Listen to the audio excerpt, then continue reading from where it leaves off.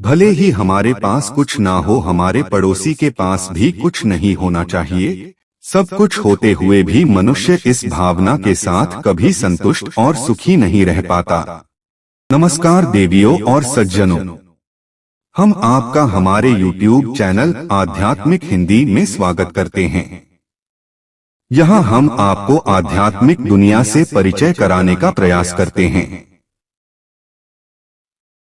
दूसरों से जलने वाले तो जल जल कर मिट जाते हैं।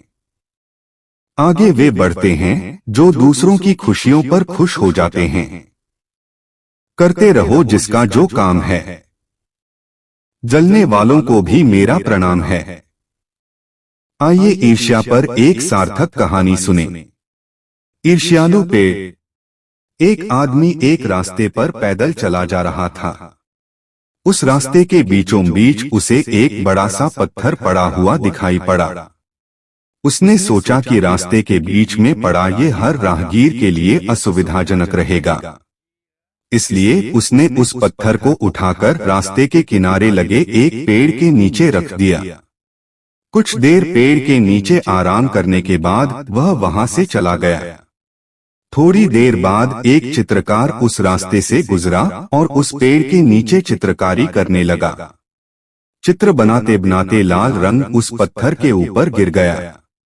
वह पत्थर सिंदूरी दिखने लगा। चित्रकार के जाने के बाद एक फूल वाला आया और उस पेड़ के नीचे बैठकर माला बनाने लगा। जब वह जाने के लिए उठा तो उसकी फूलों की टोकरी में से कुछ फूल सिंदूरी रंग के पत्थर के सामने गिर गए। उसके बाद जो भी राहगीर उस रास्ते से गुजरता और उस पत्थर को देखता तो भगवान मानकर उसकी पूजा करने लगता। यह देखकर पेड़ को ईर्ष्या होने लगी। वह सोचने लगा कि अब तक जो लोग मेरी छाव में आराम करने आते थे वे अब इस पत्थर की पूजा करने आते हैं। ईर्ष्या में उसने मजबूत टहनियों की मार से उस पत्थर को दूर फेंक दिया। ऐसा करके वह बहुत खुश हुआ कि अब जो भी राहगीर आएगा उसकी छाव के लिए आएगा।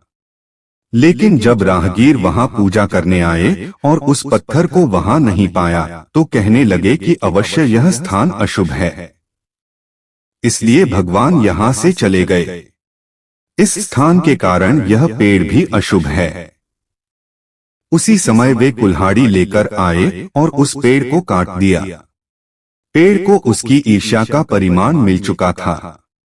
ईर्ष्या पर समय बर्बाद मत करो। कभी आप हर्ष आगे हैं तो कभी पीछे। आप जो भी करें लेकिन होता वही है जो ईश्वर चाहते हैं।